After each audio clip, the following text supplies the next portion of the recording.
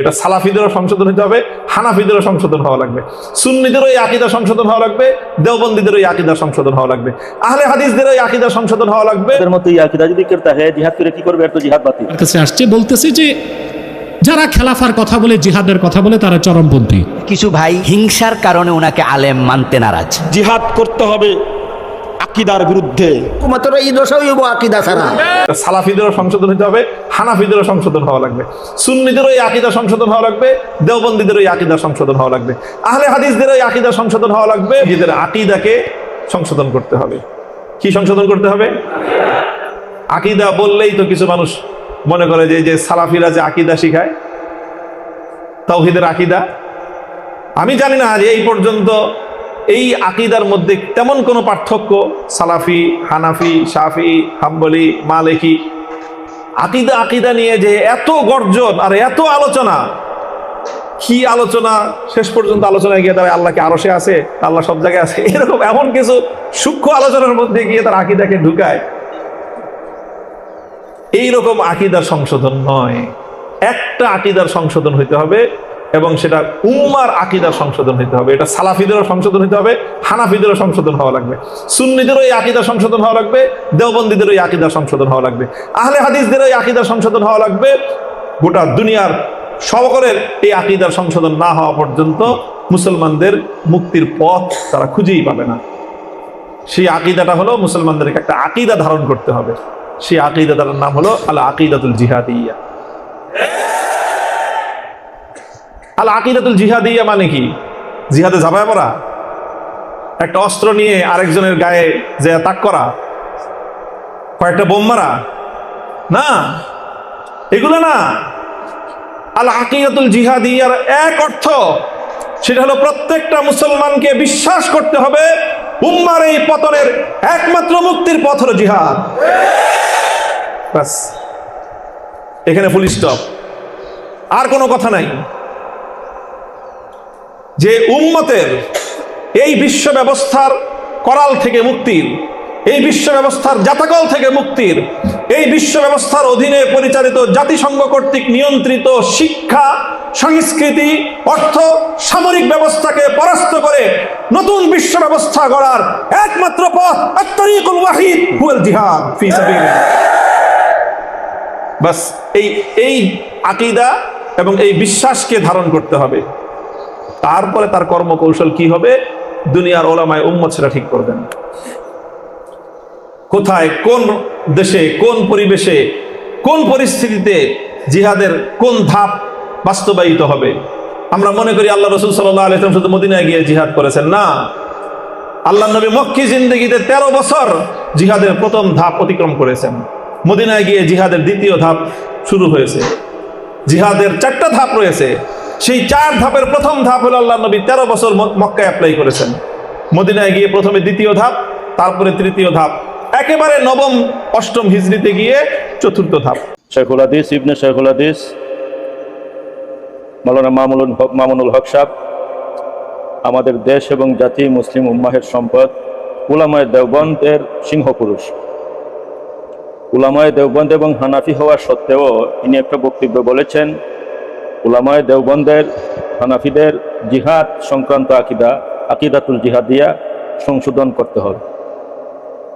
সংশোধন করতে হবে, এর দ্বারা বোঝা যায় যে অবশ্যই উলামায়ে দেওবন্দ এবং হানাফিদের আকীদার মধ্যে, জিহাদ সংক্রান্ত আকীদার মধ্যে কোনো ভুল আছে, নাইলে সংশোধনের কথা ইনি বলতেন না। উনি একজন দেশ প্রসিদ্ধ বড় আলেম, আমার খুবই শ্রদ্ধেয় প্রাণপ্রিয়। উনি এই কথা বলবেন, আমি আজকে এই কথা বলার ইচ্ছা ছিল না, তবু উনার প্রতি যতটুকু ভালোবাসা মহব্বত আছে, তার চাইতে বেশি মহব্বত উলামায়ে দেওবন্দ এবং হানাফিদেরকে দিয়ে, কারণ আমি দেওবন্দি, আমি হানাফি। এই জন্য আমার এখানে কথা বলাটা জরুরি আমি মনে করতেছি। কে গালি দিবেন, কে ভালোবাসবেন, এটা আমার দেখার বিষয় নয়। কারণ প্রথম কথা হলো, ইনি বলেছেন ওনার বক্তব্যে যে আল্লাহ কোথায় আছেন, আরশে আছেন না সর্বত্র আছেন, এই জাতীয় এই যে আকীদা নিয়ে বাড়াবাড়ি, এটা জরুরি নয়। এই আকীদা সংশোধন জরুরি নয়, আকীদাও জরুরি নয়, আকীদাতুল জিহাদিয়া জরুরি। এই কথাটার মধ্যে 1 নম্বর ভুল হলো, সরি আমি আজকে ভুলই বলতেছি, আপনারা যে যা পারেন বলতে পারেন, গালিগালাজ না করে পারলে দালিলিক মোকাবেলা করুন। ভুল কেন? তার কারণ হইল আল্লাহ কোথায় আছেন, আল্লাহর জাত সম্পর্কে এই আকীদার কোনো প্রয়োজন নাই। আল্লাহর প্রতি বিশ্বাস, আল্লাহ কোথায় আছেন এখন, তাইলে তো ওই ফিরকা, ওই জাতিকে প্রমোট করা হবে যে জাতি বলে আল্লাহ আরশের মধ্যে বসে আছেন। আরশে আমরা যেভাবে আসনে সমাসীন, তারাও বলে আল্লাহ এইভাবে আসনে সমাসীন, আরশে সমাসীন। তাহলে তো ফিরকায়ে মুশাব্বিহার প্রমোট হলো। এই আকীদার যদি দরকার পড়ে না, জরুরি বিশুদ্ধ করার দরকার না হয়, তো আল্লামা মামুনুল হক সাহেবের কথায় বোঝা যাইতেছে আল্লাহ আরশে আমাদের মতো বসে আছেন এভাবে বললো কোনো সমস্যা নাই। আর এই আকীদা যদি তাহে ফিরকায়ে মুশাব্বিহাদের মতো এই আকীদা যদি কেউ তাহে, জিহাদ করে কি করবে? এর তো জিহাদ বাতিল। এই জিহাদকে তো কোনো আমল মকবুল হবে না, আল্লাহর ব্যাপারে তার আকীদা ঠিক না। এখন আমাদের দেশে কিছু বের হয়েছে রাজনীতিবিদ, সাক্ষাৎকারে দেখি, দেখতেও সুন্দর লাগে, থোতায় ছটাক দাড়ি। একজন সাক্ষাৎকার দিছে, আমার কাছে আসছে, বলতেছে যে যারা খেলাফার কথা বলে, জিহাদের কথা বলে, তারা চরমপন্থী। এই জন্যই কি 5 তারিখ দেশ স্বাধীন করছেন? ইসলামকে ছেড়ে দেওয়ার জন্য দেশ স্বাধীন করছেন? আপনাদের ন্যারেটিভ পরিবর্তন করার জন্য দেশ স্বাধীন করছেন? তা কি রকম বাংলাদেশ আপনারা চান? রাসূল করিম সাল্লাল্লাহু আলাইহি ওয়াসাল্লাম ইরশাদ করেছেন, আমি মুহাম্মদ সাল্লাল্লাহু আলাইহি ওয়াসাল্লামকে তরবারির সাথে পাঠানো হয়েছে, অর্থাৎ আমাকে প্রেরণ করে আল্লাহ আমার উম্মতের উপর জিহাদকে ফরজ করে দিয়েছেন। এই জিহাদ ও কেতাল বাকি থাকবে ততদিন সমগ্র পৃথিবীতে এক আল্লাহর ইবাদত যতক্ষণ শুরু না হয়। আর আমার ঢালের নিচে আমার রিজিককে বরাদ্দ রাখা হয়েছে। আর আমার সুন্নতের বিরোধিতাকারী যারা, তুচ্ছতার জিল্লত তাদের উপর বরাদ্দ করা হয়েছে। আর আমার সুন্নতকে বাদ দিয়া যে ব্যক্তি অন্য কোনো জাতি বা গোষ্ঠীর সাদৃশ্য, আদর্শ, মতাদর্শ মেনে নেবে, সে সেই জাতি বা গোষ্ঠীর বলে গণ্য হবে। তাহলে আর গণতন্ত্রকে আদর্শ মানার সুযোগ আছে? ইমাম হোসেন রাদিয়াল্লাহু তাআলা আনহু আমাদেরকে আরেকটা মৌলিক শিক্ষা দিয়ে গিয়েছেন, মুসলমানদের মুক্তির জন্য খেলাফা আরেকটা জিনিস, সেটা হচ্ছে জিহাদ ফি সাবিলিল্লাহ। জিহাদকে অস্বীকার করলে ঈমান থাকবে? আজকে জিহাদের বিপক্ষে বলা হয়, জি, জিহাদের পক্ষে কথা বললে বলা হয় চরমপন্থী। উস্তাজ মওদুদী রাহিমাহুল্লাহ, তিনি তো অনেক বড় মাফের আলেম। শুধুমাত্র আমাদের কিছু ভাই হিংসার কারণে ওনাকে আলেম মানতে নারাজ। তবে ওনার লেখনী পড়ার পরে বলতে বাধ্য হয় যে না, জানতো না, হয়তো উনি আল জিহাদ ফিল ইসলাম এই বইটা যখন লিখেছেন তখন উনি 20 বছরের যুবক না, সম্ভবত 19 বছর, হ্যাঁ 17। ওই যে 20 বছরের নিচে কম বয়সী একজন লোকের লিখা এই বই পড়ে পৃথিবীর কোনো আলেম অনুভবও করবে না যে 20 বছরের নিচের বাচ্চার লেখা এমন হয়। কারণ 20 বছরের আমাদের অনেকে তো, আমার নিজের বাচ্চার বয়স 23 বছর, সে অনার্স ফার্স্ট ইয়ারে পড়ে। তাহলে নর্মালি 20-22 বছরে তো অনেকে শিক্ষার গণ্ডি এখনো পার হয় না, দাখিল পরীক্ষাও দেয় অনেকে 20 বছর বয়স। আমি নিজেও 20 বছর বয়সে দাখিল দিয়েছি। আমার 75-এ জন্ম, 95 আমি দাখিল দিয়েছি, তাহলে 20 বছর। আর উনি 17 বা 18 বছর বয়সে এমন বই লিখেছেন যেটার প্রভাব আজ পর্যন্ত জাতির উপর পড়ছে।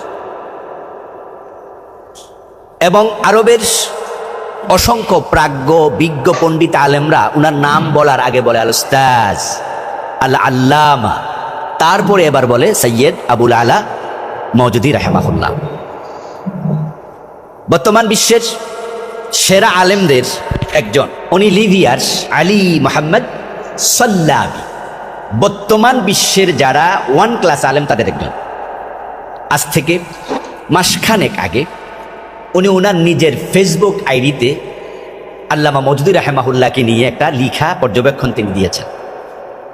আলী মোহাম্মদ সাল্লাবি দত্তুর, উনিও নাম শুরু করেছেন আল উস্তাজ, আল আল্লামা, এরপরে নাম মওদুদী। যেখানে আলী মোহাম্মদ সাল্লাবি বর্তমান বিশ্বের সমাদৃত আলেম, উনি নাম নেয়ার আগে বলে আল আল্লামা।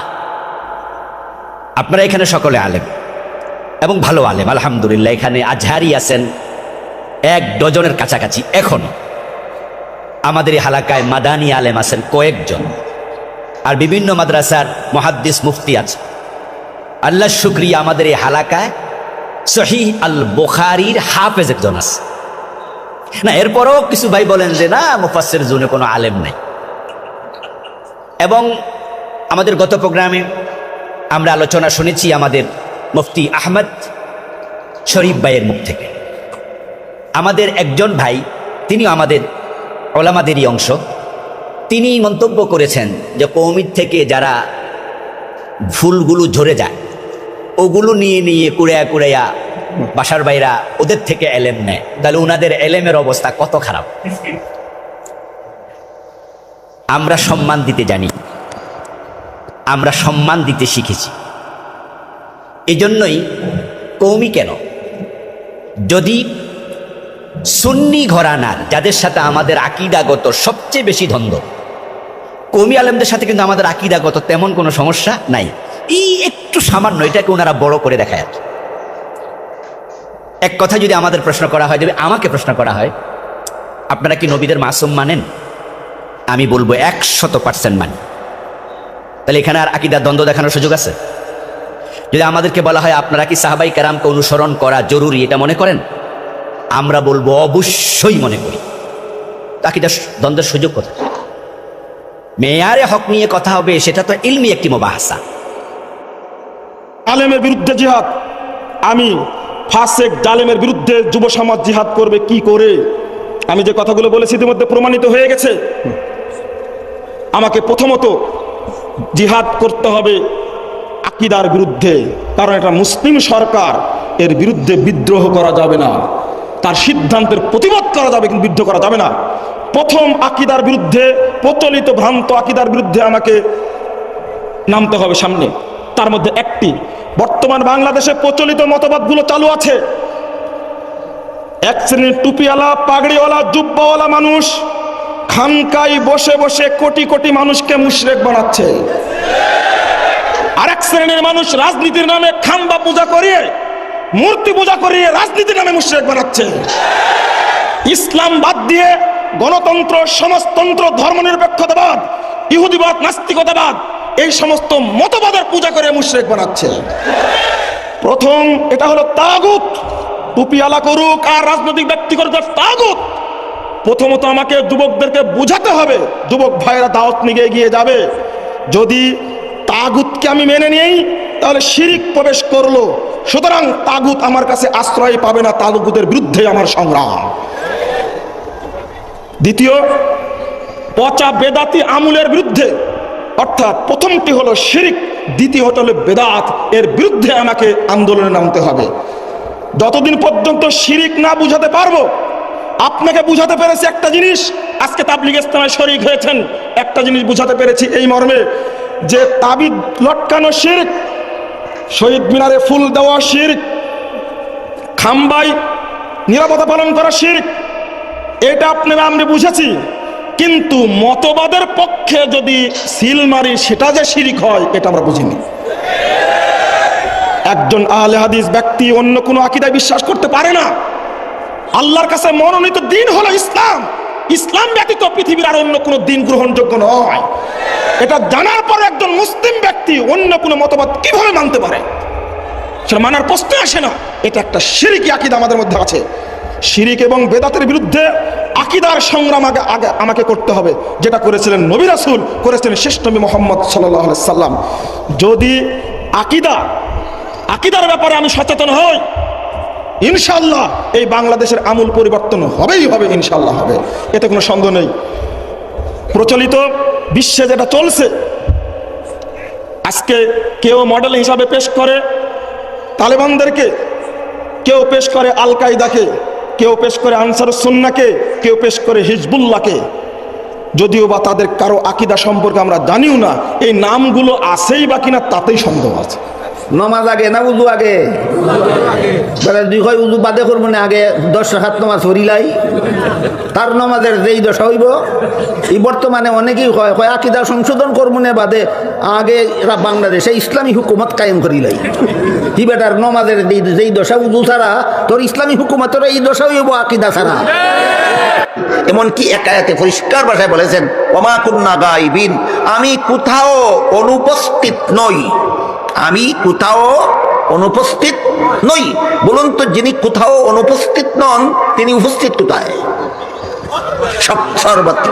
তবে স্মরণ রাখতে হবে, আল্লাহ যে সর্বত্র উপস্থিত, গুণগতভাবে সত্তাগতভাবে নয়। বলেন তো আল্লাহ কোথায়? এটা সবাই বিশ্বাস করেন? আলহামদুলিল্লাহ। এই প্রশ্নের উত্তরটা যদি কেউ দিতে না পারে, ওই ব্যক্তি মুসলিম না। আবারও শুনেন কথাটা, কোন ব্যক্তি যদি এটা না বলতে পারে যে আল্লাহ কোথায় আছেন, ইমাম আবু হানিফা রহিমাহুল্লাহ তার জন্ম 80 হিজরিতে, মৃত্যু 150 হিজরিতে, তিনি বলে গেছেন লা আলাম আল্লাহ ফিস সামা আও ফিল আরদ, আমি জানি না আল্লাহ আসমানে আছে না জমিনে আছে। ফাহুয়া কাফির, কি? আমি বললাম সে মুসলিম না, ইমাম আবু হানিফা কি বলেছেন? কাফির। কি নয়। আর সে আজিম আল্লাহ যখন সৃষ্টি করেন নাই তখনও তো আল্লাহ ছিলেন, ঠিক না? গোটা সৃষ্টি জগতের ঊর্ধ্বে আমার আল্লাহ, তিনি সর্বত্র বিরাজমান, এলমান কুদরাতান। সেজদা যে করি কপাল মাটিতে ঠেকায়া, কথা বুঝতেছেন? তা আল্লাহ তো আল্লাহকে সেজদা করার জন্য কেবলা বানাই দিয়েছেন কাবাকে। এখন কাবা কি আকাশে না মাটিতে? এই জন্য সেজদা করতে হয় মাটিতে কপাল রেখে, সহজ বিষয়।